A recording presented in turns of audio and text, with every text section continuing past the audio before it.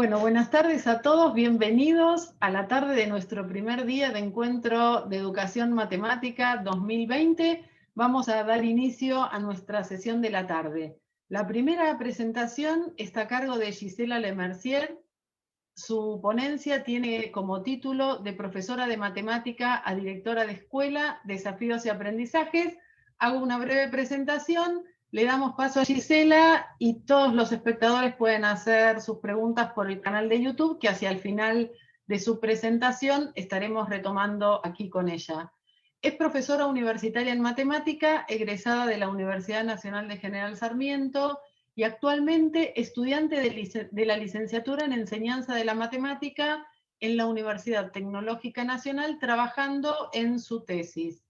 Y es directora de nivel secundario del Colegio Señor de Mailín y docente de matemática de nivel medio, docente de didáctica de la matemática también en nivel terciario. Gisela, bienvenida. Muchísimas gracias por sumarte con nosotros a este evento. Todo tuyo. Bueno, hola, buenas tardes a todos. Buenas tardes a todos los que están viendo la transmisión. En primer lugar, quiero agradecer al equipo de organización del evento por la convocatoria. Y bueno, como bien nos comentó Mabel, mi ponencia tiene que ver con una experiencia personal, ¿sí? Voy a compartir pantalla.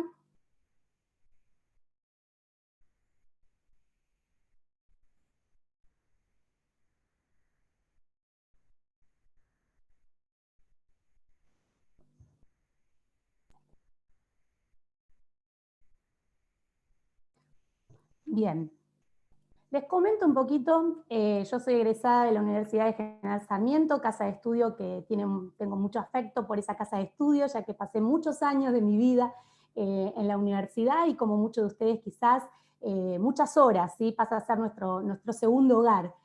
Luego de unos años empecé a estudiar la licenciatura en Enseñanza de la Matemática en la Universidad Tecnológica Nacional, en Pacheco, y bueno, tengo mi tesis en proceso.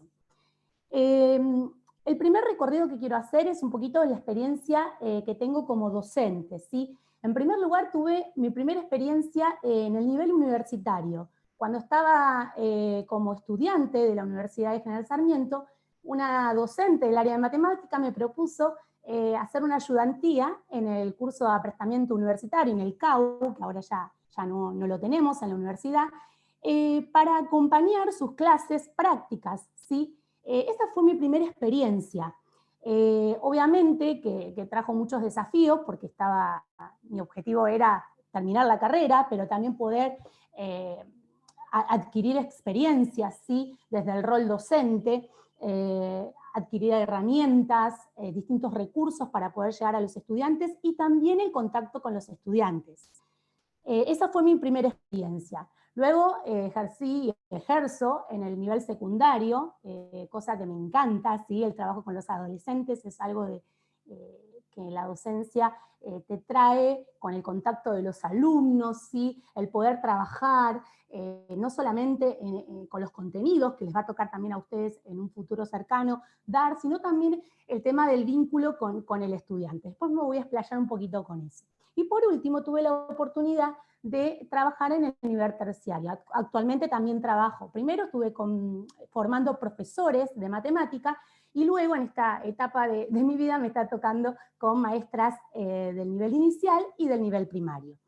Quise hacer este recorrido porque desde que, uno cuando termina la carrera, obtiene el título, piensa que ya está, que hasta acá llegué. Y no, se encuentra con que uno tiene que ir al campo laboral y con muchos desafíos, ¿sí? Porque si bien uno obtiene el título con los conocimientos, de repente uno se encuentra en una situación donde tiene que empezar a resolver, ¿sí? Resolver situaciones.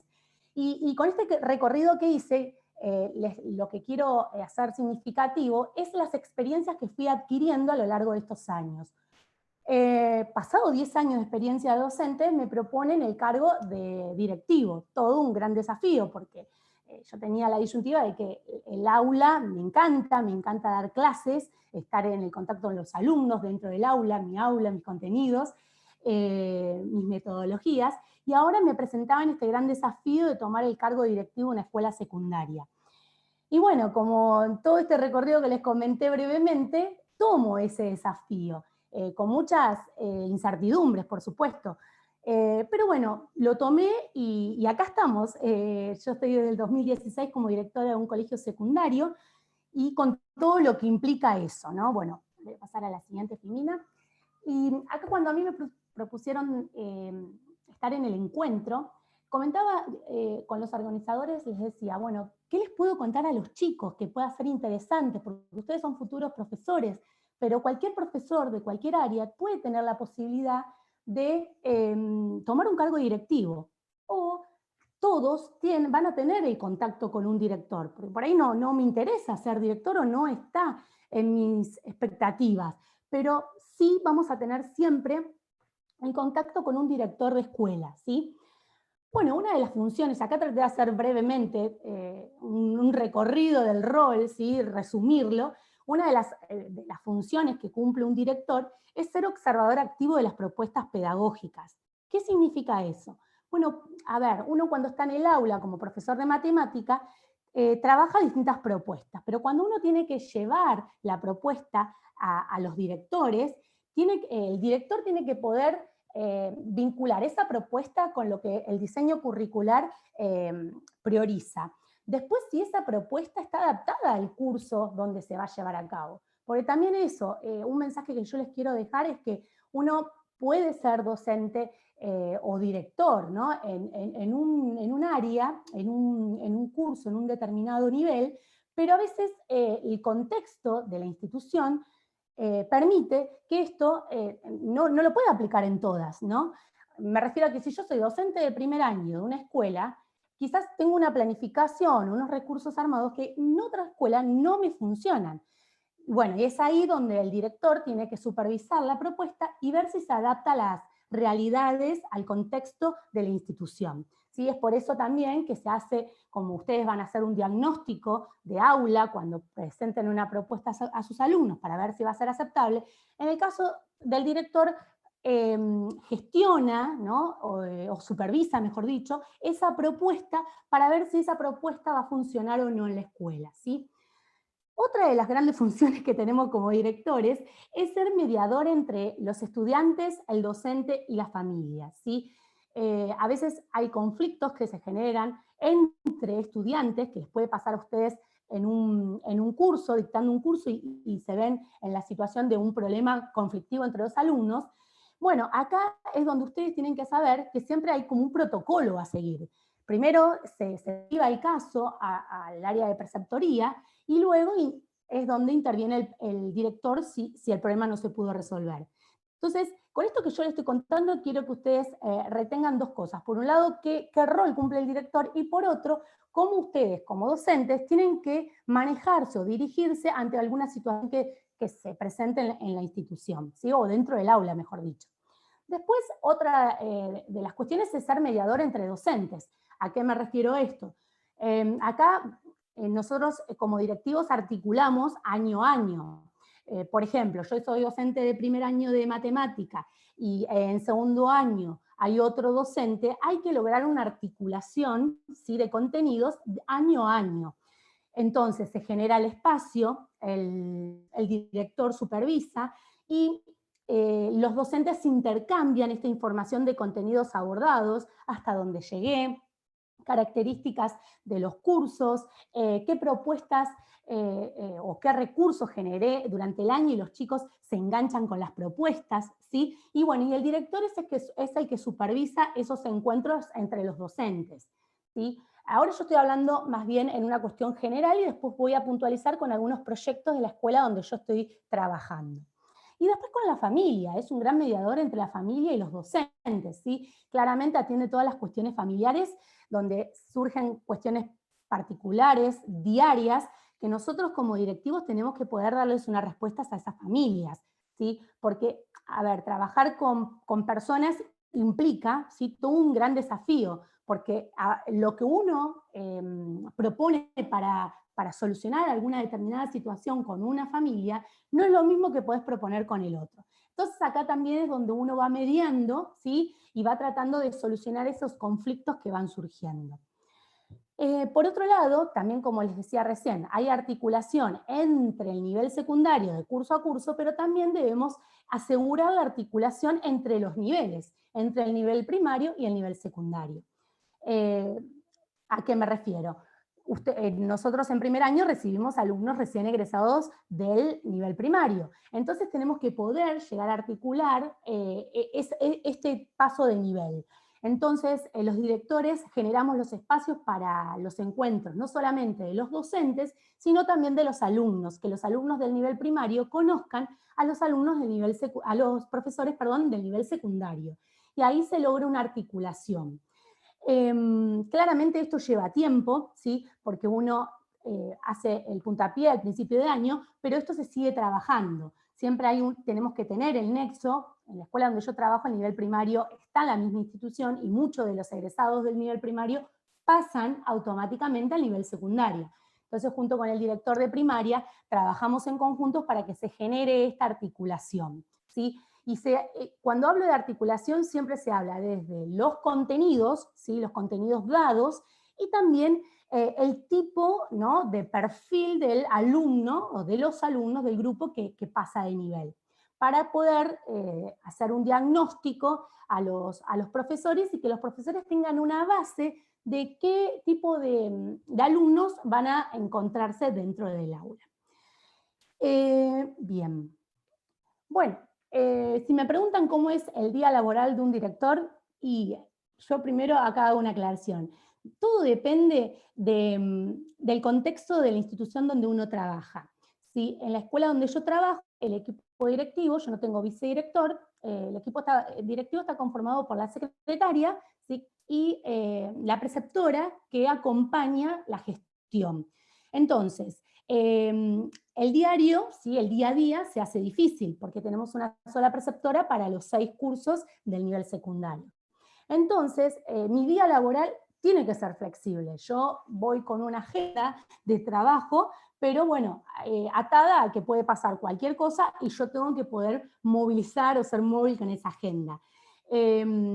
Por ejemplo, yo un día planifico que voy a acompañar, ¿sí? A un docente en el aula para supervisar la clase, ¿sí? Supervisar la clase a mí no me gusta decir, siempre yo digo, y le digo al equipo docente que trabaja conmigo, acompañarlos, ¿sí? Siempre cuatro ojos miran más que dos, entonces acompañarlos y sugerirles, ¿sí? Porque imagínense que en un curso de secundaria tenemos entre 30 a 35 alumnos por curso, y a veces, y yo, como les decía al principio, también soy profe del secundario, a veces hay cosas que se nos escapan, que no podemos estar en todo. Entonces al equipo docente que trabaja conmigo, yo le digo, bueno, invítenme, yo los acompaño en las clases, porque a veces uno puede dar sugerencias, puede ver que algún alumno reaccionó de una manera ante la propuesta y otros de otra, ¿sí? Entonces, esa es también una tarea del director, ¿no? Del rol del director, poder acompañar a los docentes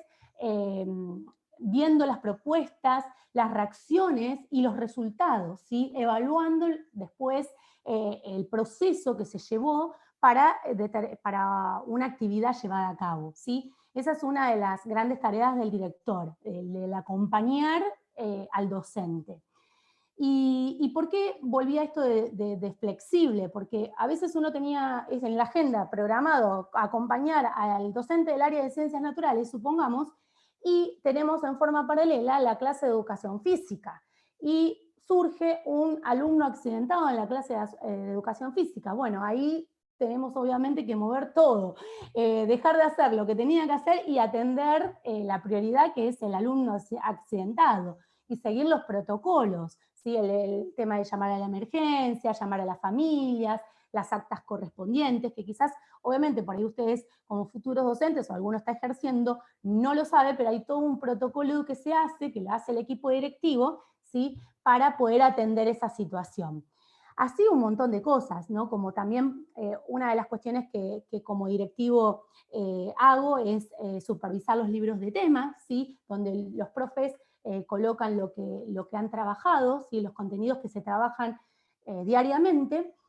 y los recursos que utilizan, el tipo de actividades que utilizan, y eso debe estar, ¿sí?, de acuerdo a la planificación anual entregada. Obviamente que eso puede ser también flexible, porque a veces uno planifica en función al diagnóstico inicial que hace el grupo, y el mismo grupo lleva a que esa planificación la tenga que rever o modificar.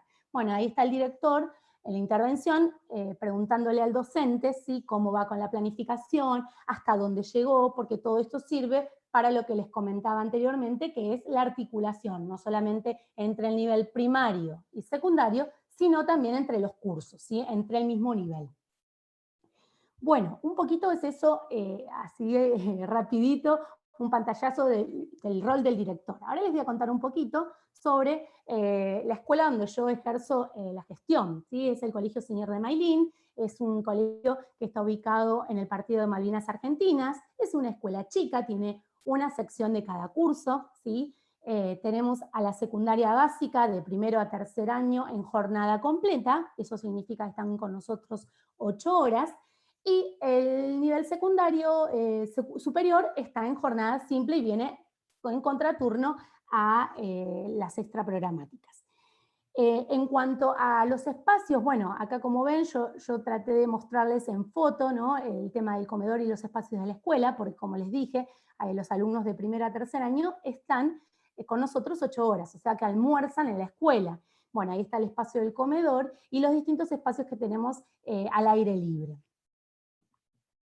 Bueno, acá traté de mostrar algunos de los proyectos que también supervisa o acompaña, mejor dicho, el director que los profes van proponiendo. Por ejemplo, acá tenemos los proyectos artísticos, ¿sí? Nosotros como escuela de doble jornada tenemos a la tarde talleres de teatro, de música y de artística.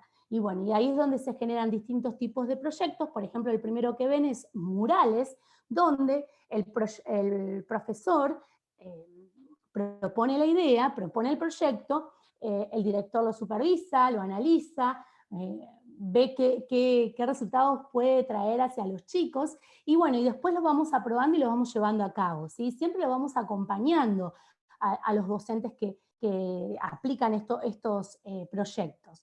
Luego también otra de las tareas del profesor es del director, perdón, poder trabajar proyectos áreales, ¿no? Que la institución tenga sus proyectos áreales. ¿Esto qué significa? Por ejemplo, en la primera imagen lo que ven es un proyecto que se hizo con nivel inicial y con alumnos de secundaria. Los alumnos de secundaria trabajaron leyendas y después representaron esas leyendas, y los chicos de nivel inicial hicieron de público, ¿sí? Y ahí se pide colaboración a todos los compañeros, o sea, a todos los profesores. Los profesores, ustedes van a ser profesores de matemática, pero van a acompañar el proyecto y van a poder verlo, comentarlo, sugerir. Bueno, todo es en base a la experiencia de haber vivido ese proyecto. Bueno, y acá hay otras imágenes que acompañan, donde hay varios. Nosotros tratamos de que haya muchos proyectos, porque de esa manera se ven los contenidos articulados, ¿sí?, integrados. No que las materias trabajen en forma separada, sino que también puedan vincular algún contenido y que haya un producto final, ¿sí? Bueno, otra de las cosas que los directores supervisamos son las salidas educativas, ¿sí? Todas las propuestas de salidas educativas las tenemos que nosotros revisar, rever, que tengan que ver con el diseño curricular, que no solamente sea una mera salida educativa de salir al fuera, exterior de la escuela, sino que tenga que ver con los contenidos que se trabajan en el aula. Yo soy muy partidaria de que la vivencia, ¿sí?, de vivenciar, deja mucho más frutos que la parte teórica, ¿no? Entonces, desde que yo estoy en la gestión trato de motivar a mis profes para que se animen y hagan las salidas educativas. Son 3 imágenes, pero durante el año tenemos un montón de salidas educativas donde los chicos vivencian los contenidos que lo trabajan en el aula, ¿sí? También se trabajan experiencias áulicas, donde se trata también de esto de lo de vivenciar, ¿no? Lo que les venía diciendo, de poder ir a lo concreto, ¿sí? Claramente y creo que ustedes también como estudiantes han pasado por esas experiencias, y siempre lo que uno vivenció, lo que uno pudo visualizar y trabajar de otra manera, siempre queda más que lo que uno lee. Entonces ahí es donde el mensaje a los docentes para el nivel secundario es: hagan experiencia donde los chicos tengan que ponerse en el rol de, y que de esa manera pueden vivenciar esos conocimientos que ven desde la teoría en la práctica.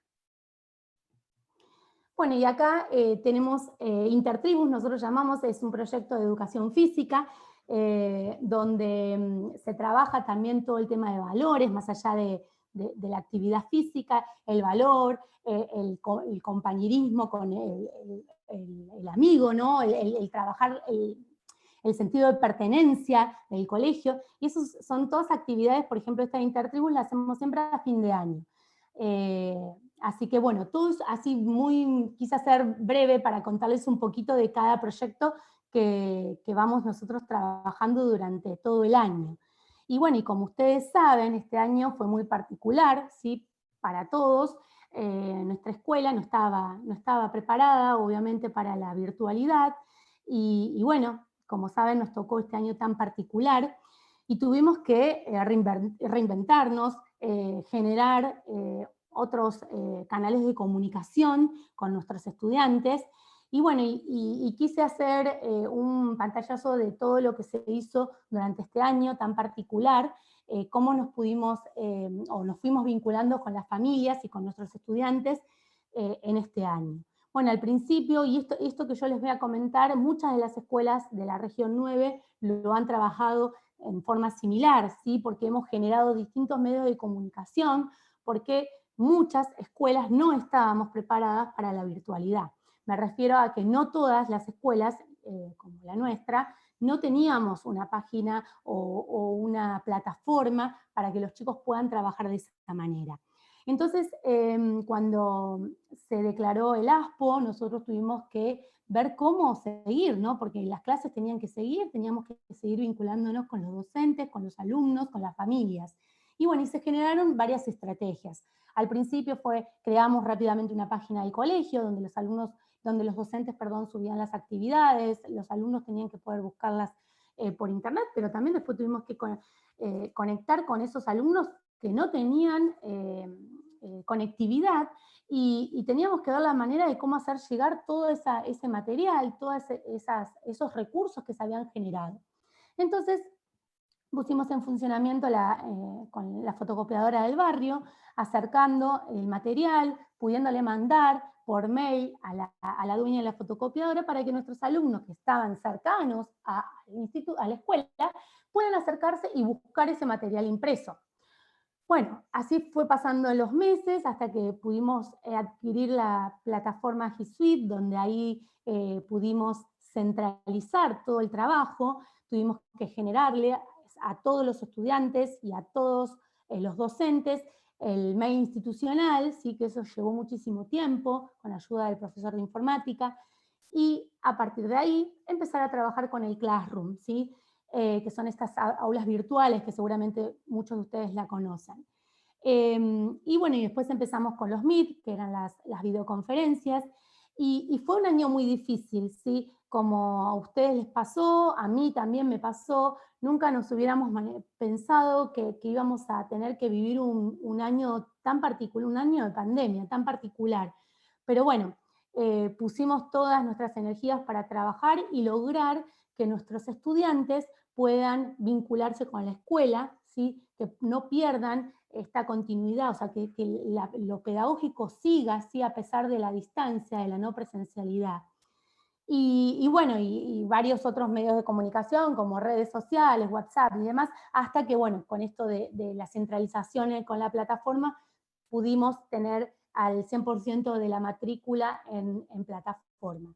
Y por último, una de las cuestiones que también como directivo tuve que gestionar es el programa TR, no sé si ustedes lo han escuchado, que son estudiantes de los últimos años de distintas carreras, de los terciarios, que hacen el acompañamiento a las trayectorias y la revinculación. Son agentes que van a las casas de los alumnos que no tienen conectividad, que a pesar de todos los recursos que la escuela generó, no pudimos tener el vínculo. Entonces nosotros pudimos generar el ATR, tenemos nuestro acompañante que nos ayuda y va semanalmente a las casas de estos 5 o 6 alumnos que tenemos trabajando con este programa. Y ahí también es donde el director tuvo que gestionar, ahí tuve que gestionar este acompañante y trabajar junto con los docentes para que ellos puedan armar esas actividades para poder enviarles a esos alumnos que no habían tenido conectividad hasta el momento. Así que bueno, como para ir cerrando, fue este año muy, muy complicado para todos, pero bueno, fuimos logrando todo lo que nos fuimos proponiendo con mucho trabajo. Y mi mensaje como directora de escuela, lo que quiero decirles es a los futuros docentes que siempre ustedes van a tener al director de la escuela que va a acompañar su labor, ¿sí? Eso es muy importante, porque a ver, a mí me pasó también de haber estado, ingresé a una institución y por ahí no saber manejarme al principio, ¿no? Cuando uno recién empieza, bueno, poder también nutrirse de todas las experiencias del compañero, del colega, ¿sí? Porque como les decía en mi relato al principio, hay cosas que funcionan con un determinado grupo y con otro no. Entonces poder tener el intercambio con el colega para hacer mejor mi propuesta, ¿sí? Y poder de esa manera lograr mejores resultados. A mí me pasa también como directora, ¿sí? Tengo un grupo de directores en Malvinas Argentina junto con la inspectora de la región, donde intercambiamos experiencias, intercambiamos distintas dificultades que se nos pueden presentar, porque no todo lo sabemos, ¿sí? A veces uno se enriquece a partir de la experiencia, de lo vivido o del compartir con el otro. Desde el rol de director pasa y desde el rol del docente pasa, ¿sí? Así que en eso ustedes tienen que poder hacer mucho foco en el compartir con el otro. Yo siempre dije, lo ideal sería poder uno dar clases de a dos, ¿no? Con una pareja pedagógica que me pueda acompañar para generar mi propuesta dentro del aula y que me pueda ayudar o que pueda ver más allá de lo que yo estoy viendo. Bueno, en el caso de la dirección pasa lo mismo. En mi caso, yo no tengo un co-keeper, o sea, una vicedirectora o un vicedirector que me acompañe en la gestión, pero sí, con mis compañeras de equipo, logramos poder ver, o sea, a lo que me refiero es que siempre el hecho de compartir con el otro, de pedir sugerencias, ¿sí? Porque uno nunca sabe todo en el primer momento que se le presenta, uno comete errores también, entonces del error hay que aprender, y si yo no lo sé, no queda mal decir, disculpame, lo averiguo. Bueno, eso también nos pasa en el rol de docentes, no tenemos que por qué saber todo, ¿sí? Me refiero a cómo actuar en todas las situaciones. Cuando uno se encuentra en una situación donde no lo puedo resolver en el momento, no se me genera ninguna alternativa, poder consultar con un colega. ¿Sí? Siempre hay alguien que le pasó y te puede compartir la experiencia y vos poder aplicarla en la situación en la que estás viviendo. Así que bueno, hasta acá yo quise hacer una breve reseña de mi rol como directora. Les agradezco mucho la atención. Voy a dejar de compartir la pantalla. Fantástico, Gisela. Súper valioso tu aporte y mucho movimiento por las preguntas de YouTube, así que voy a ir trayendo algunas acá para que escuchen tu visión y tu voz. Una primera pregunta de Claudia es, pensando en grupos de alumnos, si hubiera algún alumno con alguna capacidad diferente, ¿cómo sería el acompañamiento que hace el directivo con o hacia el docente y el propio alumno? Bien, cuando hay algún caso que tenemos algún alumno con integración, ¿sí? El directivo en realidad es el intermediario entre la familia, el centro donde quizás el alumno se esté tratando y los docentes, ¿sí? Siempre a mí me tocó un caso en la escuela donde yo tuve que reunirme obviamente con la directora del instituto donde el chico estaba asistiendo en forma integrada, y tuvimos que adaptar, ¿sí?, todos los contenidos de todas las áreas. Ella me generó un documento donde estaban las posibles estrategias que los docentes de las distintas áreas deberían, o tenían, mejor dicho, que aplicar para que este alumno pueda comprender los contenidos. Y de esa manera fuimos nosotros trabajando, ¿sí? Yo supervisando que eso se vaya aplicando y en continuo contacto con el instituto donde el alumno asistía. Qué interesante, qué interesante.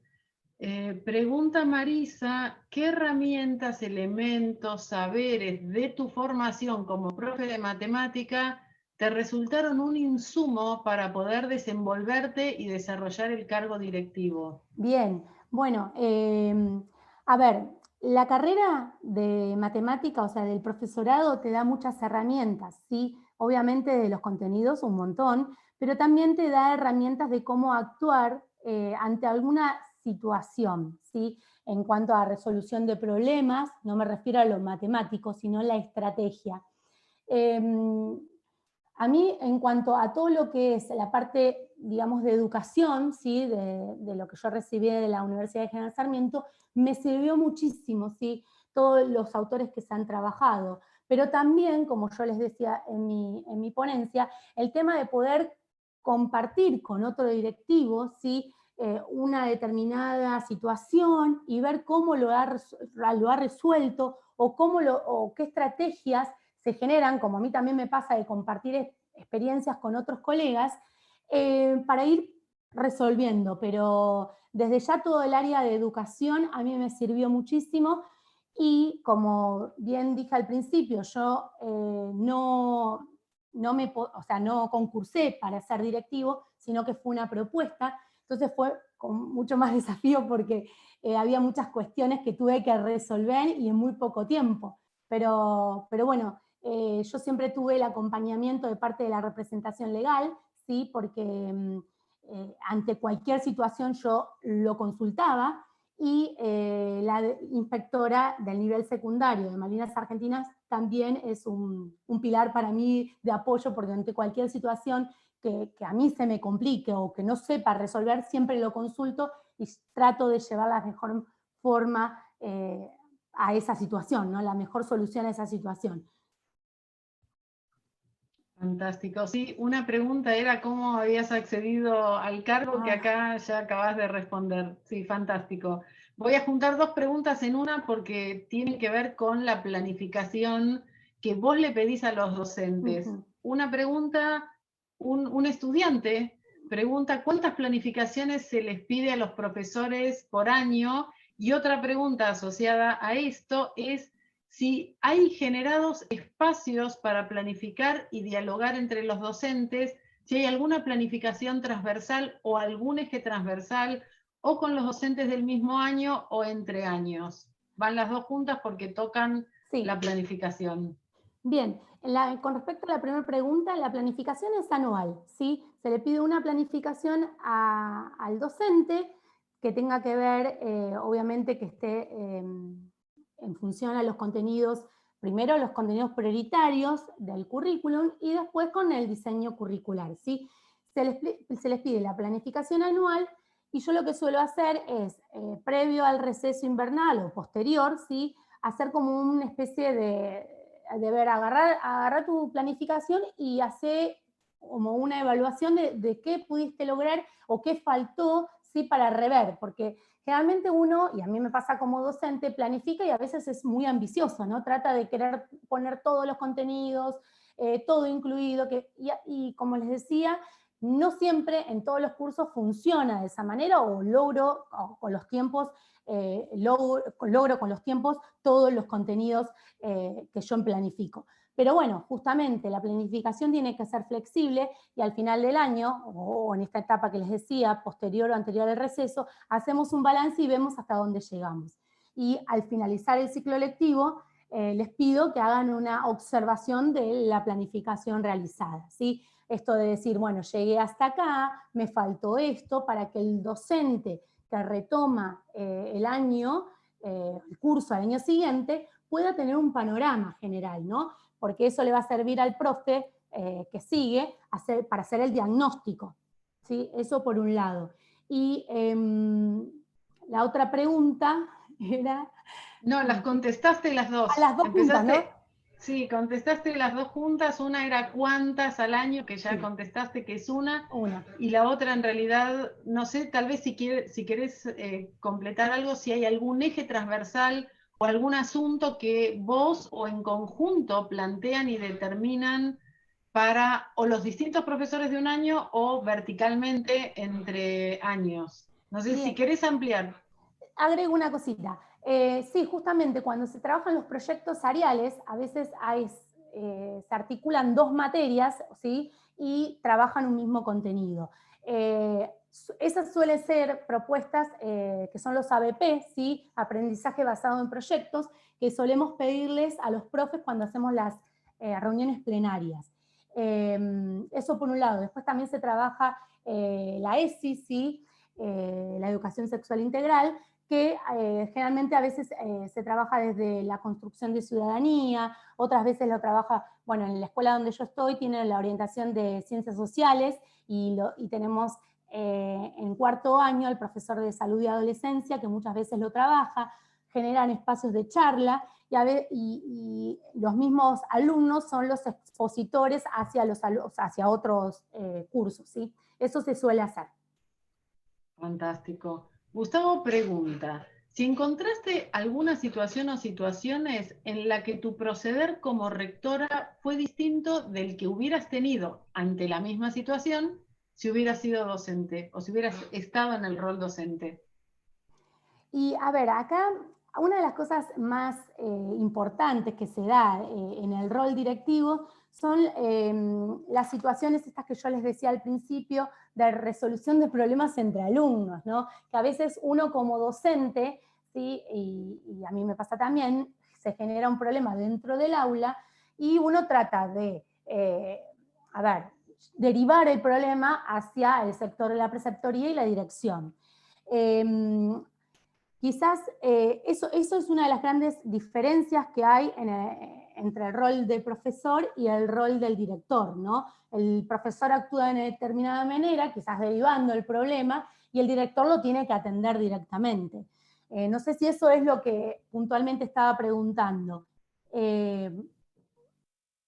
Sí, tal vez es esto de decir, bueno, si yo hubiera sido profesora hubiera hecho tal cosa, pero como rectora tengo que hacer tal otra.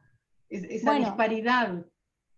sí, pasa en muchas situaciones. Pasa que, a ver, también a mí me pasó la situación que por ahí lo comenté brevemente, pero yo salgo del equipo docente de la escuela donde yo trabajaba hace 10 años y paso a la dirección. Entonces ahí hubo también una situación difícil. Imagínense que yo era colega de muchos compañeros y paso al cargo directivo, donde hay situaciones que yo tenía que solicitar porque era mi rol a colegas que hace poquito tiempo habían estado en la situación de profe. Entonces sí, se generan situaciones distintas en los roles. Sí, claro, eso es totalmente comprensible. Cristina pregunta, si alguna vez tuviste que asumir como directora una decisión que te ocasionó un gran dilema. A ver, sí, pasa puntualmente cuando hay situaciones donde, a ver, situaciones de aula que por ahí el docente no pudo resolver, se deriva a la dirección y uno como director siempre obviamente tiene que proteger al docente, pero a veces hay situaciones donde los profesores, nosotros profesores, cometemos también ciertos errores. Y el director igualmente no trata en lo posible de no exhibir, no exponer al docente.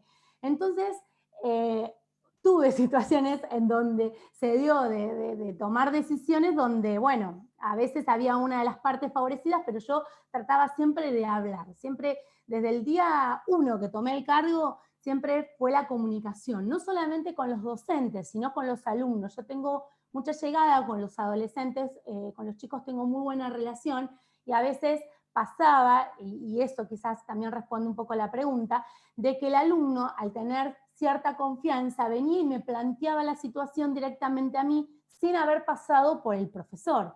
Entonces, yo generaba, le digo, pero lo charlaste con el profe porque quizás somos seres humanos los profesores, nos podemos equivocar. Quizás si lo hubieras planteado como me lo estás planteando a mí, el profesor o la profesora reconoce el error y lo ven, lo solucionan. Y iban directamente a hablarlo conmigo. Y bueno, y después yo tenía que, obviamente, consultarlo con el profesor. Yo siempre escucho las dos campanas y después trato de encontrar una solución, pero siempre atendiendo y escuchando a las dos partes, nunca quedándome ni con la versión de la verdad absoluta del docente, ni con la del alumno, obviamente, siempre escuchando las dos campanas. Fantástico. Bueno, hay saludos y felicitaciones de gente de Argentina, de gente de Ecuador. Te quieren felicitar por el trabajo que realizás en la institución, sobre todo por el trabajo que mencionás con los proyectos. Ahora sumo alguna consulta. Otra profe dice que lindo contar con una directora como vos y en una zona tan poblada y con todo tipo de contextos y problemáticas. Me parece un gran desafío y un gran trabajo el que estás haciendo. Creo que nos va a dar para alguna pregunta más. Hay una profe que pide si podés ampliar un poco lo del proyecto ATR. Me parece que eso generó interés, porque Bien. esa situación de estudiantes que en este tiempo quedaron desescolarizados no es solo de la región de tu colegio.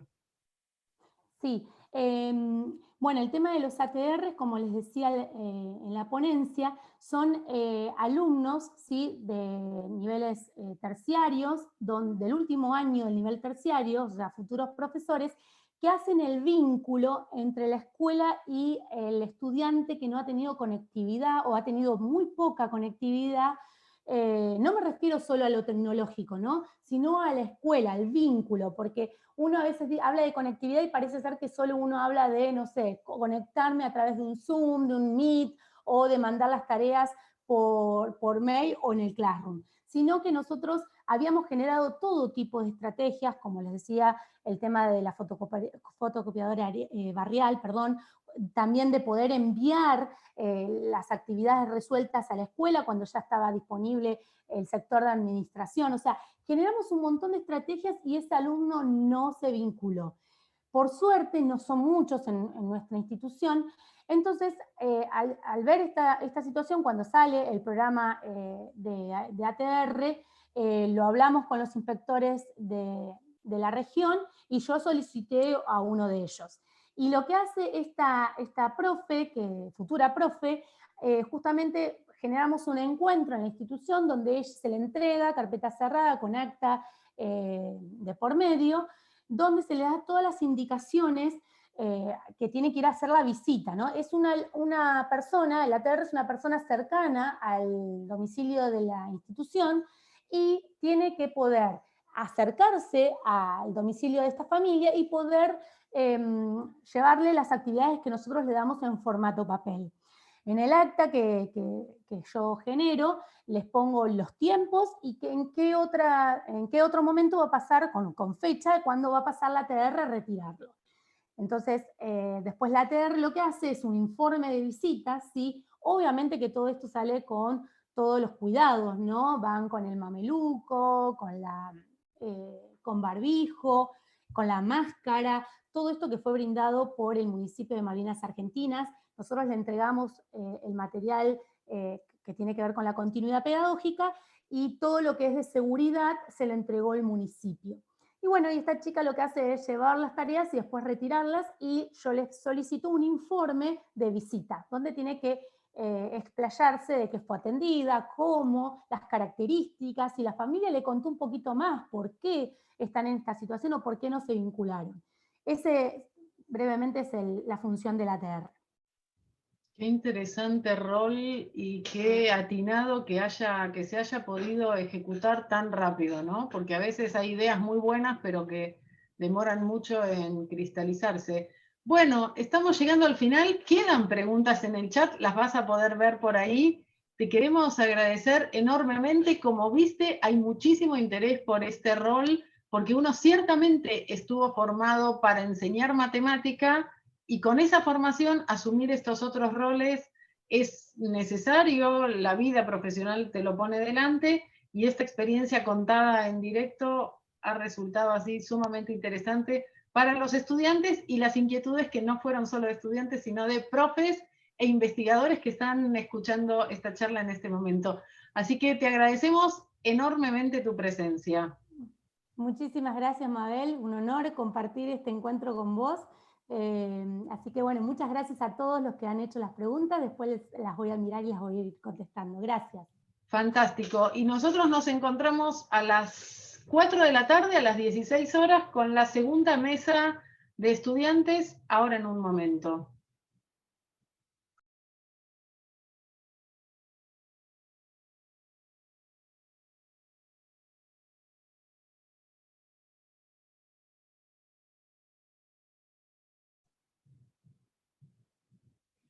Bueno, ya seguimos. Vamos a esperar un minutito porque se generó otro video, así que esperamos unos minutitos y ya arrancamos.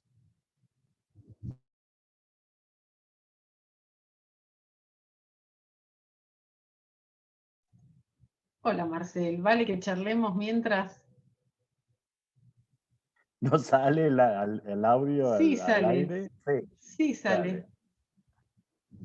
¿Qué fue lo que pasó al finalizarse una sesión? Que Sí, hoy salió yo cerré YouTube en lugar de dejarlo corriendo, y entonces como que cierra un video y genera otro. Y todo esto está en el video que sigue, así que nos callamos.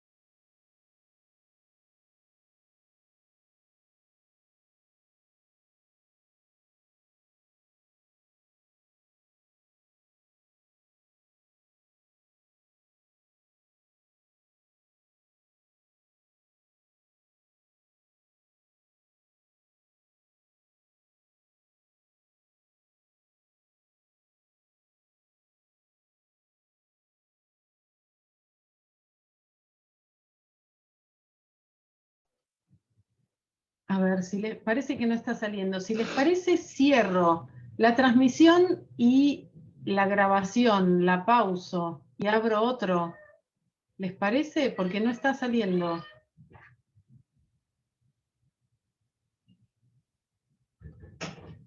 Dale, probamos. ¿El haber, Tadeo, es para mí? Sí, bueno, ahí va entonces. Esperen que cierro acá.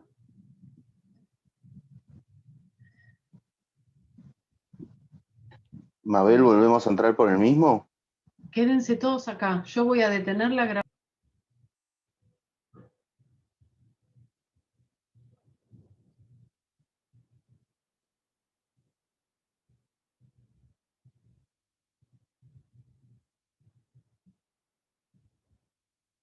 Ahí estamos.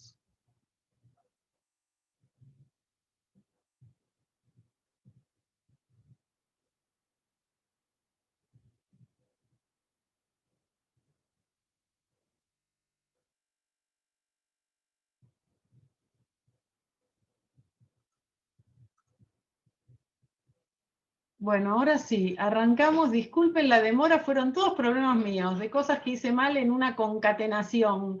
Así que disculpen la demora. Vamos a presentar la última conferencia del día de hoy, que está a cargo del doctor Marcel Pochulú. Consideraciones para la enseñanza de matemática para estudiantes que no serán matemáticos. Marcel es profesor de matemática, física y cosmografía, es licenciado en pedagogía matemática, tiene un magíster en docencia universitaria y doctor en didáctica de la matemática. Es profesor titular regular de la Universidad Nacional de Villa María en Córdoba, en el profesorado en matemática y en la licenciatura en ciencias de la educación, y también es profesor titular en la Universidad Tecnológica Nacional, Facultad Regional Villa María, en la licenciatura en Administración Rural, y por sobre todo es un amigo y un amigo de la casa. Así que no solo te agradecemos que estés acá, sino que te damos la bienvenida y vamos a disfrutar tu charla como solemos hacer siempre. Así que ahí vamos. Bueno, hola a todos y todas. Bueno, muy buenas tardes. Mabel, mi agradecimiento a vos y por la confianza, por haberme invitado acá a estar en este EDEM, ¿no? Bueno, ¿comparto pantalla? ¿Puedo compartir ahí? Sí, Nos tendrías que vamos. poder. Ahí debería estar. Ahí deberíamos estar compartiendo, viéndose la pantalla, ¿verdad? Así nos evitamos cualquier tipo de problemas técnicos. ¿Sí se Está ve? perfecto. Fantástico. Entonces, comenzamos. Bueno, yo lo titulé Consideraciones para la enseñanza de matemática para estudiantes que no serán matemáticos, y el recorrido propuesto en estos minutos que vamos a compartir es, por un lado, contarles el contexto y punto de partida, o sea, por qué estoy diciendo para a estudiantes que no serán matemáticos, qué dicen los diseños curriculares de Argentina para la enseñanza de la matemática, algunas cuestiones sobre didáctica de la matemática, así muy superficial, y algunas consideraciones, que es el título que tiene esta instancia de conversación, y propuestas, pero con una aclaración. Esto no se trata de una clase de didáctica, voy a hacer todo un recorte, porque en esas consideraciones son puntos que podríamos estar hablando mucho tiempo, al igual que las propuestas. Y esas propuestas les presento algunos ejemplos, y lo que me interesa es que se lleven la idea, no el ejemplo en sí, sino es la idea, cómo nació la idea, y por eso voy a enfatizar en varios puntos en estas consideraciones, o sea, por dónde empezar, qué tomar, más que el ejemplo en sí, porque el ejemplo en sí solo sirve para ese contexto. Y estoy pensando que estoy dirigiendo este intercambio a futuros profesores o profesores que se están recién iniciando en la docencia, no para aquel que ya es investigador, que mira con mucho más detalle, sino aquel profesor que está pensando que le toca hacer una residencia, que recién egresa y está por trabajar. Y bueno, cerramos con algunas reflexiones y preguntas. Entonces, me voy con el título, es ¿por qué para estudiantes que no serán matemáticos? Y este es, bueno, un posicionamiento particular que podemos compartir o no, y después lo podemos debatir, pero la mayoría de nosotros, cuando nos formaron, siendo profesores, o sea, para una carrera de profesorado en matemática, se nos formó pensando que vamos a ser matemáticos, ¿no? Que hay veces uno podría hacer la distinción entre formar a un licenciado en matemáticas o formar a un profesor en matemática. Y yo voy a rememorar o recordar qué pasaba con alguna de las materias. En caso particular, yo veía que cuando uno se forma a matemáticos, uno va de lo general a lo particular, que no es el proceso en el cual, o el modo en que nosotros aprendemos matemática.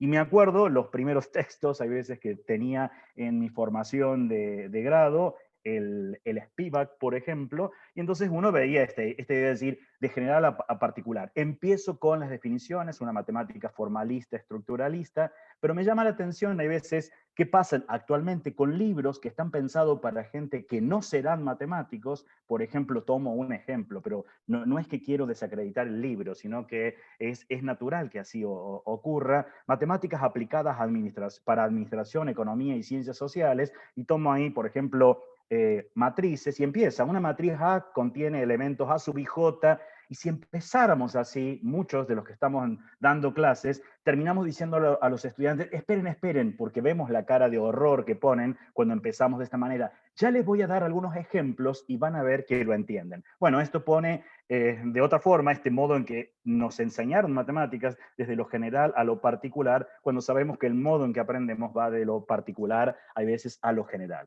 Pero no es solamente esto, que porque no serán matemáticos muchos de ellos, sino que si me voy a educación o didácticas generales, Howard Garnett, por ejemplo, habla de 8 inteligencias, donde la lógica matemática, o sea, la inteligencia lógico-matemática es una de ellas. Y uno dentro de la clase tiene muchas otras inteligencias. Y por mucho tiempo se pensó esta idea de que, bueno, ser inteligente solamente es aquello que maneja una inteligencia de tipo lógico-matemática, y no se tenían presente las otras. Entonces, en una clase no voy a tener todas las personas con inteligencias desde lógica matemática. Pero hagamos un paseo por lineamientos curriculares de Argentina. Por ejemplo, el Marco Nacional para la Mejora del Aprendizaje en Matemática marca esto, dice, la mayoría de los que terminan la secundaria no egresan con los saberes mínimos necesarios para desenvolverse en asuntos de comprensión básica de la matemática en la vida cotidiana. Eso lo remarco porque si yo leo la primera parte, uno dice, ah, ¿viste?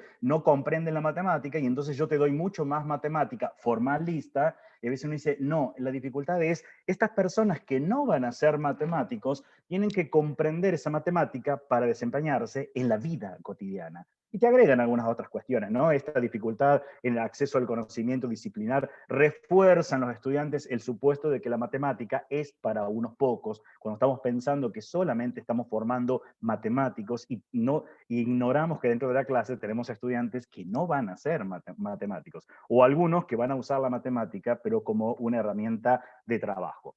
Si sigo dentro del marco nacional, por ejemplo, dice, ¿qué matemáticas aprender hoy? Y te habla esta idea de aplicaciones en situaciones cotidianas, y te da detalles. Esta idea de decir, comprender si es conveniente una oferta o promoción de venta de un producto, o por ejemplo, tener una actitud, me voy salteando alguna, la idea no es leer el texto que va a aparecer de ahora en más, sino esto solo sirve de soporte para la explicación. Tener una actitud crítica ante las informaciones presentadas en los medios de comunicación en formato de cifras, manejar criterios confiables de generación y gestión de claves. Entonces aparecen muchas de estas aplicaciones en situaciones cotidianas, y esto es lo que me interesaría. ¿Y cómo las saco? ¿Cómo me doy cuenta? ¿Dónde las busco? Esa es la idea que quiero que se lleven, esa es una de las consideraciones.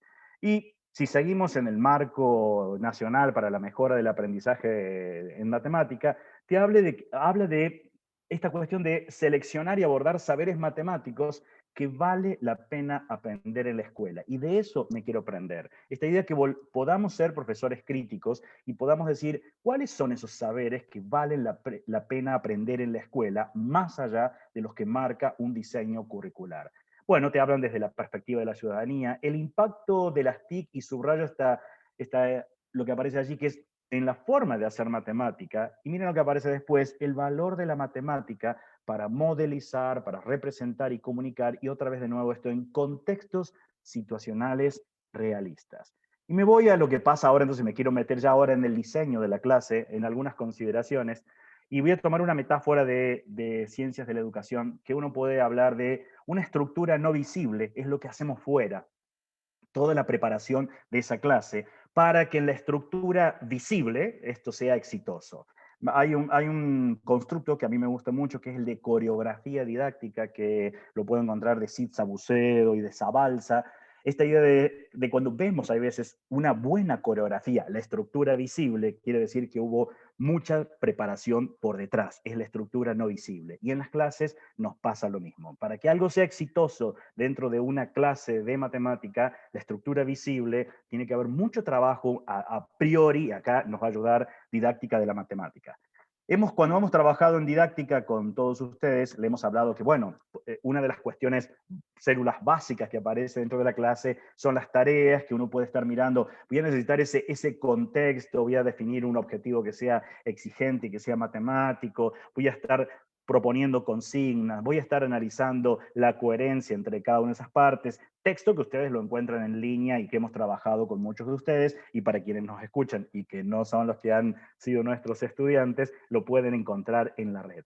Yo no me voy a quedar ahora en estos minutos en hacer un análisis de lo que voy a presentar como algunas consideraciones en términos de lo que entiendo una tarea, sino que me voy a quedar básicamente en las consignas. Voy a prescindir del contexto, cuál es el objetivo, y también voy a prescindir de todo lo que está detrás que nos aporta la educación matemática, las cosas que deberíamos cambiar, el tipo de actividades, ahí puedo, algunos detallitos, los objetivos, el rol del profesor o el rol docente, la forma de trabajar dentro de la clase, criterios que nos ayudan a tomar decisiones sobre qué contenido es más apropiado, cómo incorporar las TIC en la clase, cómo seleccionar actividades ajenas, cómo seleccionar las actividades propias. De esto no lo voy a tomar, pero se entiende que en el diseño de la clase sí va a estar presente. Sí quiero marcar que cuando estamos haciendo un diseño de una clase y pensar cuando estoy enseñando matemática para estudiantes que no serán matemáticos, tengo mucha información hoy en día. Puedo recurrir, por ejemplo, a las revistas en línea, y hay muchísimas. Puedo empezar, bueno, Yupana, Urania, Bolema, Relime, Premisa, y sigo. Y podemos seguir con muchas otras. Hoy todas ellas están abiertas en diferentes idiomas, portugués, inglés, español, las tenemos en lo que nosotros querramos buscar. Y esto es solo revista, y solo puse algunos ejemplos porque la lista continúa, pero podríamos ver reportes de congresos, o sea, hay mucho lugar para sacar información, hay mucho desarrollo en didáctica de la matemática como para empezar a pensar estas clases de matemática. Pero entonces ahora nos vamos con algunas consideraciones para estar pensando, planificando la enseñanza, y después me quiero quedar con algunos de los ejemplos. Cuestiones básicas que ya hemos trabajado en algún momento y que uno quiere que se lleven siempre es: ¿qué quiero que mis estudiantes aprendan? Una respuesta, tengo que tener respuestas ante esto. No puede ser que, bueno, yo no me lo planteo, solo me pongo en modo piloto automático para enseñar un contenido. Y no solo eso, sino es teniendo algo, después de haber fijado qué quiero que mis estudiantes aprendan, que tenga una respuesta genuina a por qué es necesario y lo debo enseñar.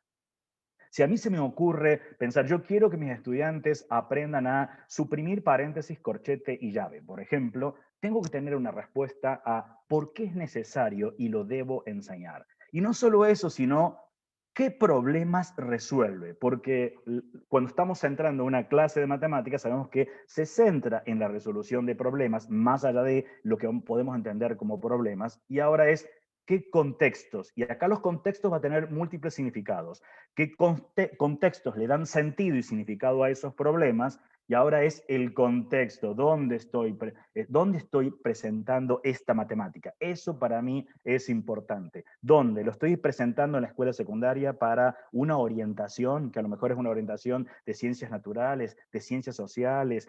No, lo estoy pensando en los primeros años. O sea, ¿dónde? Estoy en una carrera de bromatología, una carrera de ingeniería, ¿dónde?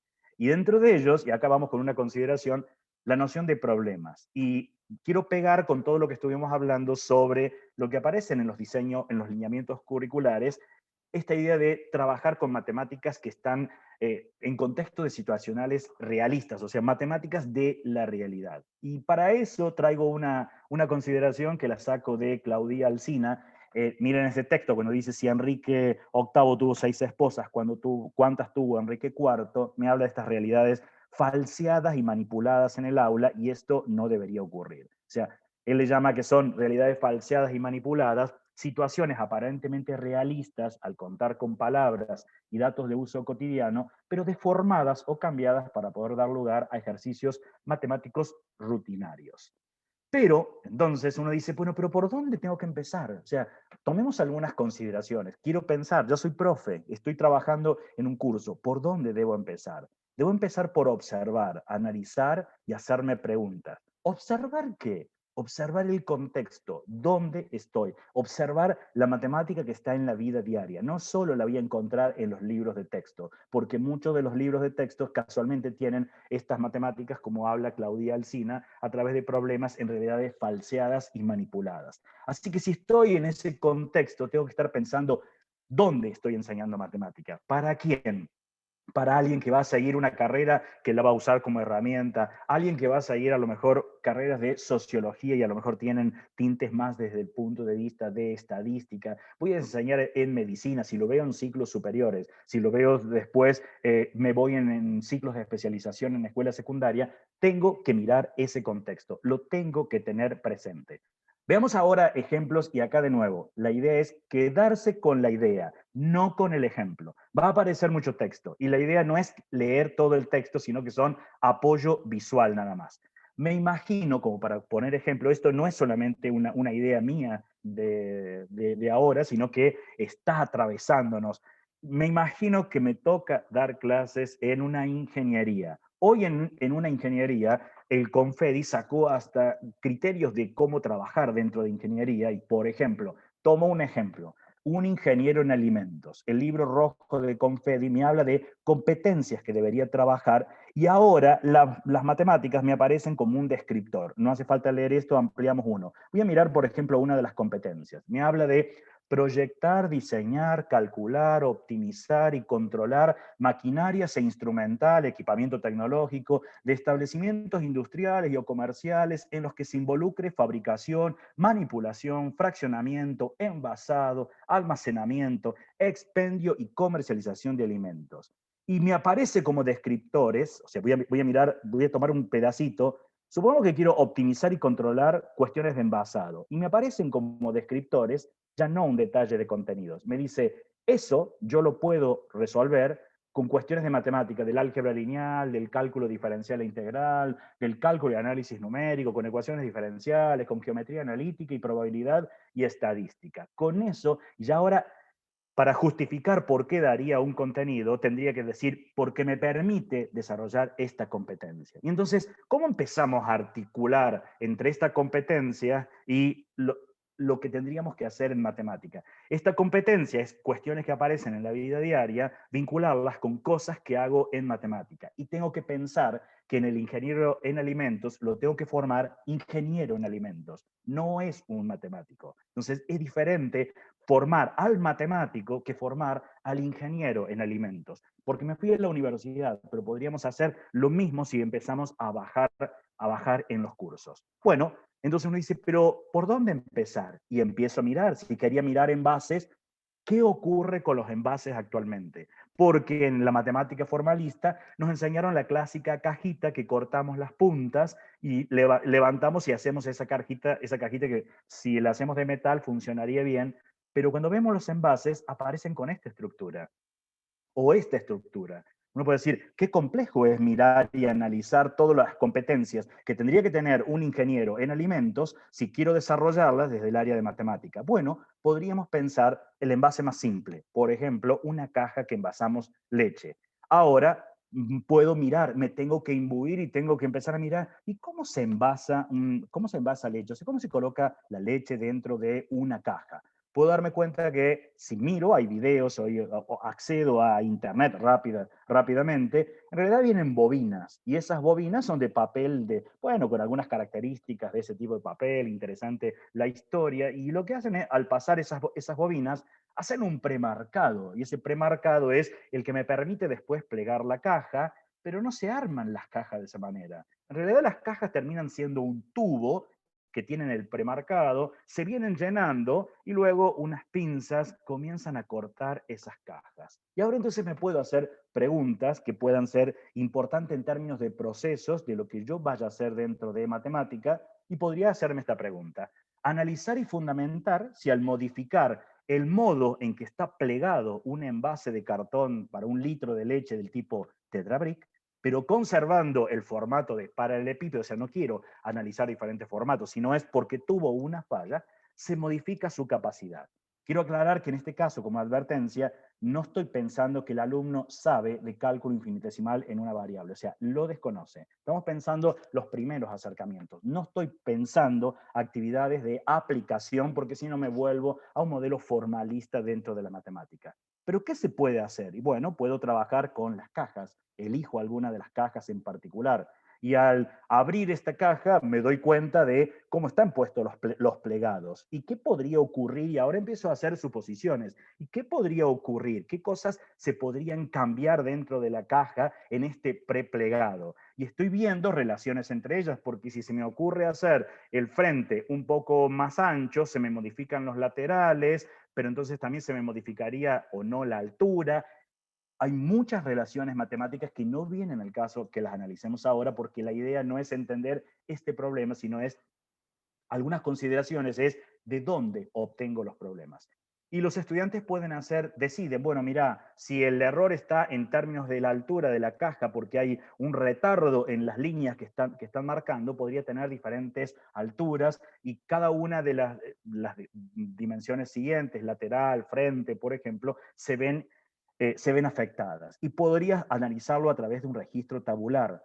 O si no, podría ser hacer un ajuste de algún modelo funcional, que no necesariamente me lleva al modelo cúbico. Puedo verlo porque estoy haciendo mediciones. Puedo trabajar con un modelo que es aproximado, como un modelo que sea cuadrático, por ejemplo. Y tratar de ver qué ocurre cuando trabajamos esto con los estudiantes dicen que si eso se vuelve un tubo y se llena de leche y se va plegando, no importa cómo tuvo el plegado inicial. Y después uno se da cuenta que sí, y que el modo en que han sido plegadas esas cajas está puesto para que si existe alguna variación, en realidad va a contener menor cantidad de leche. Está optimizada, difícilmente la empresa va a perder que si tiene alguna falla, en tantas cajas que se están envasando, podrían estar colocando mucha cantidad de leche extra. Pero después el problema se sigue abriendo porque nadie dijo qué tipo de caja podía ser de 1 litro, podía ser de un formato o de otra. Pero ¿cuáles son los formatos? ¿Por qué elijo esos formatos? Bueno, porque tienen que ser optimizados en un pallet, por ejemplo, cuando se transportan. Eso me determina de qué tipo de modelo o caja para envasar 1 litro de leche yo podría tener. Y así podríamos seguir ahora. Y otra vez de nuevo con esta consideración para pensar estas clases para no matemáticos. ¿Por dónde empezar? Entonces, ese por dónde empezar es mirar lo que acontece en nuestro entorno, observando ese entorno. Puedo ver, por ejemplo, voy a tomar ejemplos, recuerden que es la idea, porque uno puede decir, ay, puso todos ejemplos para alimentos, pero uno puede mirarlo en otros ejemplos. Yo voy a poner los ejemplos en los ámbitos en los cuales trabajo, que es en el área de formaciones en ingeniería en alimentos y administración rural. Entonces uno puede ver el consumo per cápita, por ejemplo, de carnes, habla de pollo, de cerdo, de carne de vaca, pero no es solamente ese el consumo. También se consume en Argentina carne de pato muscovi, cabritos o chivitos, de conejos, y ahora está, ¿y qué pregunta me puedo hacer? ¿Cómo no puedo llevar a la clase de matemática pensando en que voy a desarrollar competencias en los estudiantes que le permitan valorar la matemática, modelizar, representar, comunicar y verlo en contextos situacionales realistas, como dice el Plan Nacional Alfabetizar en Matemáticas? Bueno, me podría preguntar cuál de estos animales resulta ser más rentable para la producción de carne. Y elijo alguno. Cada uno de ellos aparecen en Internet manuales. Por ejemplo, voy a tomar una raza en particular, que son los COB 500 de pollos. Podría haber tomado también, aparecen de los otros animales también. Y como son marcas comerciales que se venden, te otorgan un manual donde te dan información nutricional de cómo me voy a dar cuenta que estos pollos vienen creciendo adecuadamente. Entonces acá surge una consigna para la clase. Por ejemplo, podría ser algo así. El suplemento informativo de cría de pollos de engorde de los COP 500, podrían haber sido los Avian, cualquiera de ellos, establece parámetros y objetivos de desempeño a tener en cuenta para diferentes tiempos. Estima el momento óptimo de faena para que las utilidades obtenidas sean máximas. Bueno, fundamenta tu respuesta y establece las restricciones que posee la estimación.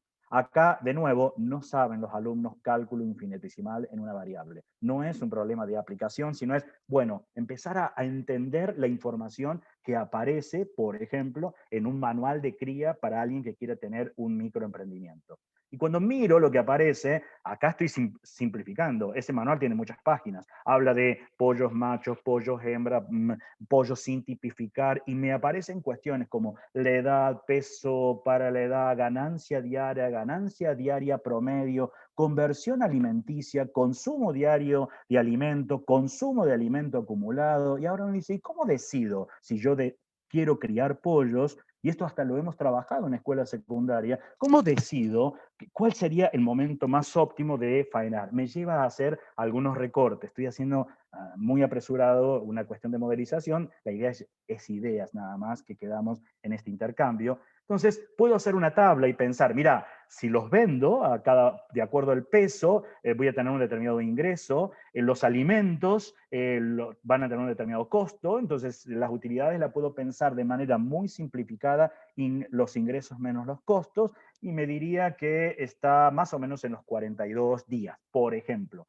Obvio que esto depende de qué, y del precio que lo estoy vendiendo y del precio que estoy pagando el balanceado. Eso no va a ser una única respuesta en todos mis estudiantes.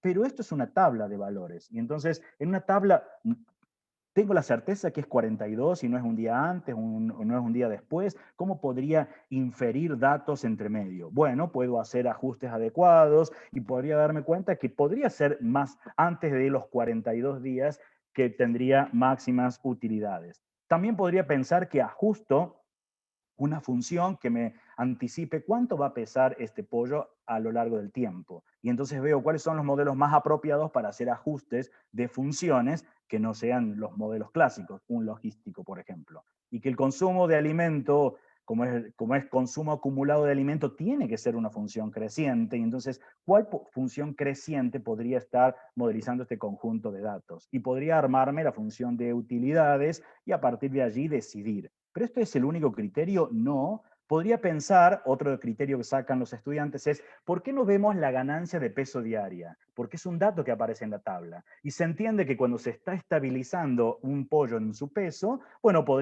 empieza a ganar menos peso y podríamos tomar ese criterio. O podríamos tomar otro criterio, la eficiencia de conversión. Pero la eficiencia de conversión, ¿qué es? Bueno, la eficiencia de conversión es cuánto alimento está consumiendo y cuánto lo consume en carne. Pero me doy cuenta que el pollo, y así puedo entender por qué es más cara la carne de vaca, un poco menos la de cerdo, un poco menos la de pollo. No serviría este criterio para decidir en qué momento, o sea, da mucho más para correr. Y seguimos de nuevo con otro ejemplo más, y con esto ya vamos a ir cerrando. ¿Por dónde empezar? Es mirar en el contexto. Puedo mirar las transacciones comerciales, por ejemplo, que es habitual en nuestro entorno, que me dicen, no hace falta leer el problema, se los cuento. Es habitual que voy a comprar algo y qué opciones tengo de pago. ¿Lo puedo pagar con tarjeta de débito o pagar con tarjeta de crédito? ¿Me da lo mismo o no me da lo mismo? ¿Desde qué punto de vista? ¿Del comprador, del vendedor? Le decimos a los estudiantes que no nos interesa la opinión, porque si no ellos rápidamente dicen, no, te conviene la tarjeta de débito. Mi mamá dice que la tarjeta de crédito, no, pero hagamos las cuentas en matemática. Tratemos de entender qué está detrás. Entonces, muy rápido contamos lo realizado, empezamos a mirar qué aparece en los resúmenes. No porque me cobran por tener la tarjeta de débito. ¿Realmente te cobran? Empezamos a mirar. Si yo empiezo a mirar allí, es cierto que me lo cobraban, pero al mismo tiempo me lo bonificaron. O sea que este tipo de tarjeta en particular está bonificada. No me cobraron la tarjeta de débito. Miro acá abajo, casualmente me hablan de retenciones y devoluciones. Empiezo a entender lo que aparece en la vida cotidiana. Y cuando miro una tarjeta de crédito y empiezo a mirar, bueno, esto es lo que tengo que estar pagando, veo en los montos que me aparecen impuestos. Y ese impuesto sí está está más allá de estar bonificada. Son impuestos que sí o sí me los van a estar cobrando, como por ejemplo el impuesto de ley de sellos. Y puedo buscar la información en costos y beneficios de incorporar los pagos con tarjeta para los negocios. ¿Cuánto le sale a un negocio incorporar un postnet, por ejemplo? Y bueno, y así podríamos seguir. Y el último ejemplo, y si tengo el contenido, porque muchas veces la preocupación es, bueno, sí, ahí está muy bueno, porque me estás diciendo que mires en la realidad, pero si yo tengo el contenido, busquemos uno, entre comillas, difíciles. Me dicen, desigualdades e inecuaciones. Bueno, otra vez tengo que estar viendo qué problemas resuelve ese contenido y qué contextos. Eso es el eje, qué problemas resuelve y qué contextos reales. Pongo un ejemplo de desigualdades e inecuaciones donde esto logra tener sentido. Por ejemplo, me dicen, bueno, mira, un gerente de una pyme decide pedir un préstamo a corto plazo para hacerse de inventario y nos preguntan hasta qué importe puede pedir prestado dinero si quiere que su deuda se encuentre dentro de un valor manejable. Es una pregunta habitual en el ámbito de las ciencias económicas. Eso me lleva a buscar información. ¿Qué es la razón de endeudamiento? ¿Cómo se calcula? Y se calcula la relación, una razón entre total de pasivo sobre total de activo. ¿Qué es el total de pasivo? Y bueno, el total de pasivo son todas las deudas que tiene la empresa, el total de activo es todo lo que tiene, como por ejemplo, bueno, dinero, lo que tienen los bancos, clientes, mercaderías. Cuando hago esa relación, por ejemplo, saco la cuenta, ¿y qué me arroja ese 0,4663? Son interpretaciones, porque no es nada más que qué proporción del activo pasó a ser el pasivo. Es el 46,63%. Hacer esa razón de deuda, no es nada más que interpretar cuánto del activo que tiene una empresa está subsidiado por terceros. Pero esto que tiene que ver con endeudamientos, lo puedo buscar. La razón de endeudamiento, no hace falta leer, buscamos, me dice, mira, para que sea manejable tiene que estar entre un 40 y un 60%.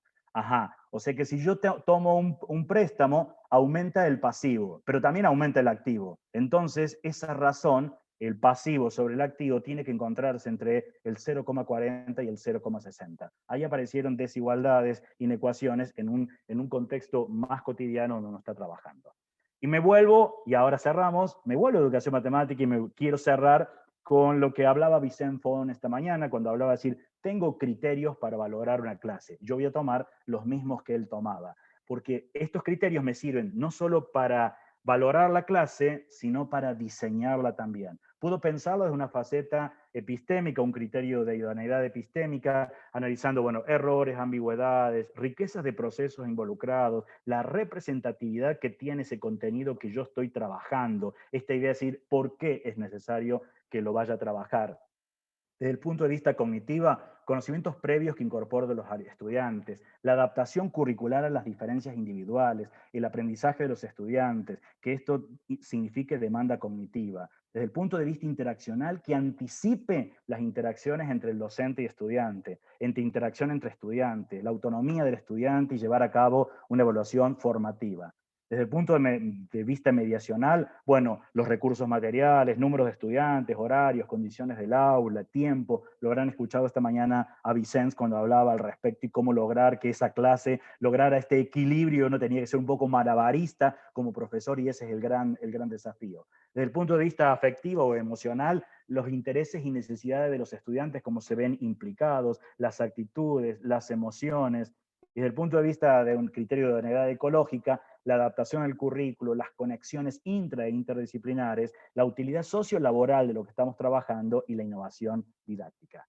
Y como reflexiones finales me quedo con que los profesores no aprendemos a desarrollar buenas clases si replicamos malos modelos. Muchas veces salimos de una formación de profesores y hemos quedado enamorados de un modelo formalista y estructuralista de la matemática. Pero ¿cómo me voy a dar cuenta que ese modelo formalista y estructuralista, que a mí me gustó porque tengo desarrollada un tipo de inteligencia en particular, no es bueno para los que no van a ser matemáticos? Y bueno, lo tengo que atravesar con didáctica de la matemática porque me da elementos para mirar esa clase. Otra cuestión es, el foco de una buena clase se encuentra en cuestionarse ese contenido. ¿Por qué tengo que enseñarlo? ¿Cuáles son los problemas? ¿Cuáles son los contextos? ¿Cómo lo tendría que enseñar? Es el único modo que tengo para enseñarlo, recurrir a revistas, recurrir a didáctica de la matemática.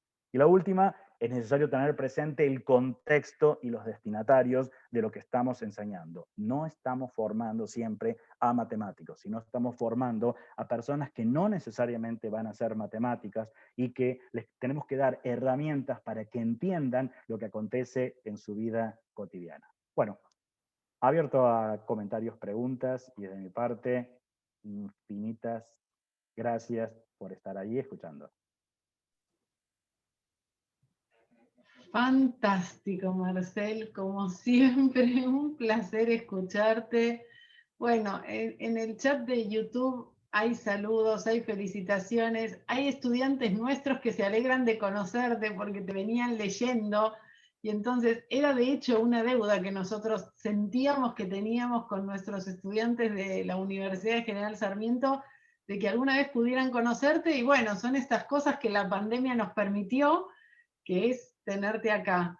Así que te voy a hacer algunos comentarios y preguntas de las que están ahí, que Dale. seguro te van a dar pie a ampliar con tu visión tan interesante, que vale la pena resaltar que estos trabajos vos los haces en materias que estás dando, y hasta donde yo sé bastante, no es que trabajás en equipo con alguien que sabe de o animales o en base.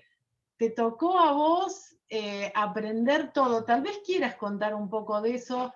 Al final colé una pregunta mía. Dale. Antes de tomar las otras, pero digo, me parece un detalle interesante porque nos están escuchando futuros egresados y tal vez estén pensando que tienen que buscarse un coequiper que sepa de ganadería, arquitectura. Bueno, contá un poco cómo fue esa No, experiencia porque tuya. es cierto que pone en una situación incómoda al profesor cuando tengo que estar dando, uno dice, yo no sé nada, pero yo no tengo por qué saber de esa disciplina. Pero lo peor sería es que, sabiendo que decir, pero tengo la posibilidad de trabajar una matemática que sea útil para esta carrera, y por miedo a no desafiarme a mí mismo, termino dando una matemática ortodoxa y clásica, que yo sé que les resulta información abundante, precisa e inútil, que la aprenden solo para un examen, que luego después encontraste a un estudiante y no, sí, yo me acuerdo que veíamos unas cosas ahí con matrices, determinantes, pero ya no me acuerdo más nada. Y uno dice, ¿qué sentido tuvo de quedarme esa matemática? ¿Cómo uno lo hace?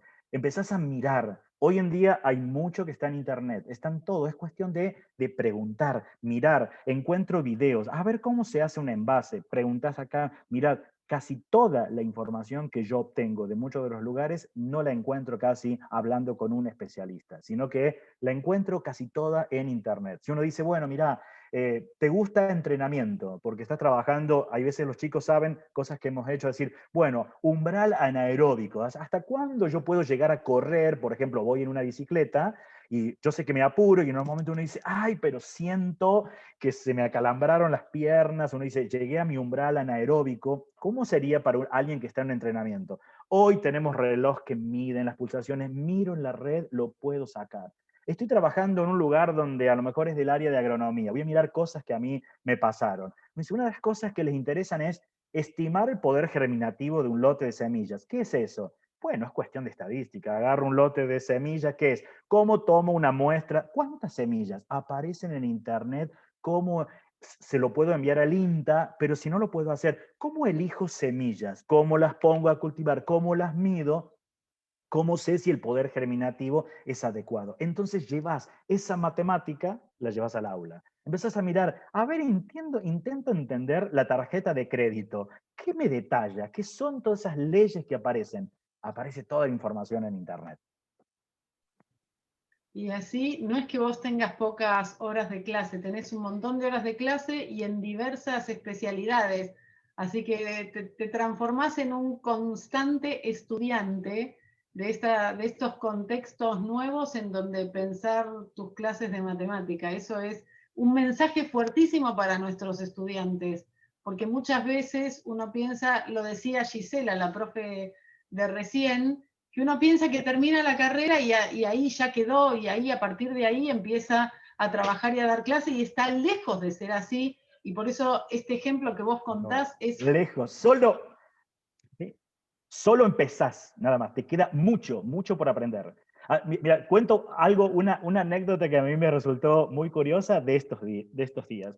Dando clases en ciencias económicas, por ejemplo, yo tenía un alumno, tengo un alumno que es súper brillante, y David me llamó la atención que ayudaba, y cuando se presenta ahora en el foro, él dice que es profesor en Matemática 2, la que seguiría. Él se presenta y dice, soy profesor de matemática. Y entonces le digo, David, pero ¿por qué no pediste equivalencias? Porque la carrera es de contador público. Y dice, no, profe, es que después que vimos todas las aplicaciones que veíamos en ciencia económica, me doy cuenta que estoy lejos de darme cuenta lo que puedo saber de esto, y me viene bien un espacio como para obligarse a mirar las aplicaciones que hay, porque claro, él vio una matemática más formalista y estructuralista. Y eso nos pasa, uno puede ir y decir, bueno, me voy a anotar en bioquímica, y dice, pero yo soy profesor de matemática, me va a resultar re fácil. Pero si a mí me dan una matemática aplicada a bioquímica, no, voy a tener que aprender un montón. Términos, palabras, cómo se usan, jerga que aparece de allí, aplicaciones que ni siquiera se me ocurren, fórmulas. Bueno, solo inicia tu camino cuando te recibes. Bueno, una pregunta de Erika. Dice, ¿cómo se verían sin el uso de las tecnologías? La modelización en situaciones intra y extra matemática. Digo, te doy un pie porque esto, vos sabés mucho del uso de las... Claro, ¿cómo imaginar la modelización tanto intra como extra matemática sin el uso de las tecnologías? Y acá va a ser muy bueno que vos des un mensaje respecto a tu visión sobre el uso de las TIC en la enseñanza de la matemática. El uso de las TIC, mira, me voy a hasta lo mismo que dice el mismo licenciar la actividad matemática. Entonces, nosotros estamos pensando, a ver, uno tiene que pensar, puede ser que a lo mejor la actividad, estoy teniendo conexión inestable a internet, así se me tiene que haber entrecortado. Pero se escuchó bien, solo un momentito se cortó, ahí. no más. Bien, un momentito. Una de las cuestiones que uno tiene que analizar es con verlas sin el uso de las TIC. Ya es porque yo me niego a usar las TIC o porque no puedo, tengo que estar pensando que estoy trabajando con estudiantes del siglo XXI. Entonces, no puedo estar pensando, me voy a negar a toda la cuestión de TIC, me vuelvo a la matemática ortodoxa, a hacer todo lápiz y papel, porque le estoy quitando un montón de posibilidades a los propios estudiantes. Hoy no podría estar pensando, hago una experiencia que me pasa en física, en educación física, en cualquiera de ellos, hago una experiencia y me dice, ¿y cómo encontrás una curva que permita estimar esos valores? Si lo tengo que hacer sin recursos, eso es espantoso. Imaginemos que tengo que ajustar solo una nube de puntos y ajustarle una línea de regresión, una recta de regresión, horrible. Uno dice, pero ¿cuál sería el sentido que pierda tanto tiempo con los estudiantes para enseñarle a hacerle algo manual? Debo pensar que las tengo que incorporar a las TIC, pero para que se vuelvan imprescindibles en la tarea del... O sea, no es que uno se centra para enseñar las TIC, sino es potenciar la actividad matemática que vas a realizar. Es difícil pensar cuáles serían las actividades hoy en día que uno diría, yo voy a modelizar y no incluyo las TIC, porque cuando empiezo a analizar la actividad me quedó muchas veces pobre en procesos y terminan siendo aplicaciones muy triviales de la matemática y se ve deslucida y no enriquecida la propia tarea o la propia actividad matemática que vos estabas proponiendo. Habría que verlo, pero es difícil hoy en día imaginarme modelizar no considerando las TIC, cuando te lo están marcando, pero hasta en los diseños curriculares, no solo que lo decimos nosotros diciendo, no me puedo negar, si no sería, creo que eso pasó en su momento cuando aparecía la calculadora y los profes se negaban en su momento a la calculadora, es decir, no quiero la calculadora, no quiero seguir usando la tabla de logaritmo de Howell y buscarla ahí con esto, y bueno, en algún momento esos profesores me han dicho, ¿cuánto daño hice en seguir resistiéndome a un cambio que estaba? A mis estudiantes, existiendo calculadora, les impedía usar la calculadora por usar una tabla, algo que no me sirve hoy Y acá pasa exactamente lo mismo. Las gráficas, lo que puedo hacer, cuestiones de visualización, retroalimentación, todo lo que me permite hoy en las TIC, no podría dejarlo de lado. Fantástico, me encanta que des ese mensaje, que de tu voz salga ese mensaje, pensando en nuestros alumnos, es fabuloso. Hay una consulta de Jonathan, que es estudiante, que pregunta, en alguna medida, voy como a parafrasear la pregunta, si la modelización puede vincularse con inteligencias múltiples que tengan estudiantes que no van a ser matemáticos. Vos en alguna medida mencionaste esto recién en tu presentación, por ahí vale la pena si querés hacer algún comentario más. Un comentario ahí al respecto. La modelización no está pensado para el que va a ser matemático. Casualmente es el modo en que aprenden. Yo voy a tomar así un ejemplo, algo que me pasó trabajando estudiantes, primer año de escuela secundaria, modelización. Y en lugar de proponer el tema, lo que decíamos es, bueno, partamos de lo que saben los estudiantes. Y esto pasó hace rato, esos estudiantes hoy no son matemáticos, tienen otras áreas. Y me acuerdo un grupo de chicos que decían, bueno, a nosotros lo que queremos hacer es probar que existe la vida extraterrestre. O sea, lo que nos gusta es todo lo de ovnis, vida extraterrestre. Y me decía, ¿y cómo le doy cabida en la clase de matemática a esto? Hicimos un excelente trabajo de estadística pensando, no voy a probar la vida extraterrestre, pero lo que puedo llegar a probar es la creencia que tienen las personas en que existe vida extraterrestre. Y ahora entonces podemos pensar diferentes estratos, es decir, pensar a lo mismo una persona mayor, al que es joven, al que es adolescente, ¿dónde está el límite entre el que es joven con el que es adolescente, con el que es mayor? ¿Cuántos? ¿Cómo tomo? Lo veamos en el barrio y bueno, y un trabajo donde metimos ahí cuestiones de afectividad de los estudiantes hacia el tema que estaba trabajando y no fueron matemáticos ellos en su carrera. Hoy están ejerciendo en otras cosas, pero sí sabían mucho sobre ovnis, por ejemplo, y trabajamos con modelización.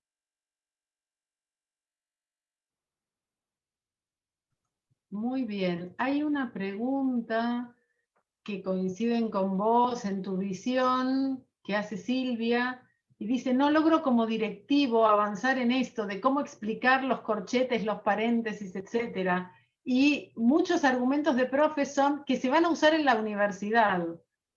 Eso si lo escuchan y lo leen a fondo, se llaman toda la cuestión de normas y metanormas del discurso. Y yo te doy un contenido porque cuando el estudiante te pregunta, ¿y esto para qué me sirve? Lo vas a usar en la universidad. Mentira. Muchas veces en la universidad no lo necesitas. No estoy hablando que, no le enseñemos jerarquía de paréntesis, corchete y llave. Una cosa es enseñar el uso de paréntesis, corchete y llave, donde sí se justifica en una expresión, y otra cosa es el abuso. Porque yo decido en una clase de matemática semanas a resolver largos ejercicios que ponen a prueba la paciencia del estudiante. Solo a suprimir, copiar renglón tras renglón, suprimir una vez un montón. Ejercicios que uno dice, a ver, profe, decime dónde en un contexto más o menos real vos tenés la necesidad de hacer eso y copiarlo una vez, quitarle los paréntesis, porque en última instancia, si lo llegás a hacer con el Photomat y lo tomaste, el Photomat te lo tomó y te lo resolvió. O sea, ¿dónde tendrías la necesidad de estar replicando paso a paso, una vez quitando paréntesis, después volver a quitar los llaves y todo?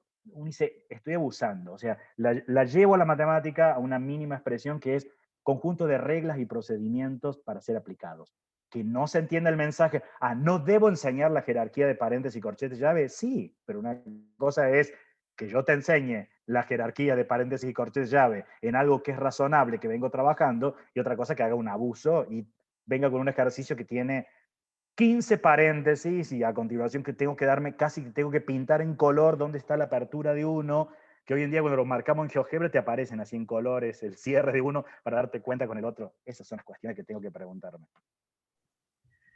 Bueno, Marcel, yo por mí seguiría charlando por el resto de la tarde, pero bueno, estamos ahí en el horario, no queremos abusar de tu generosidad, muy probablemente tengas clases en un ratito.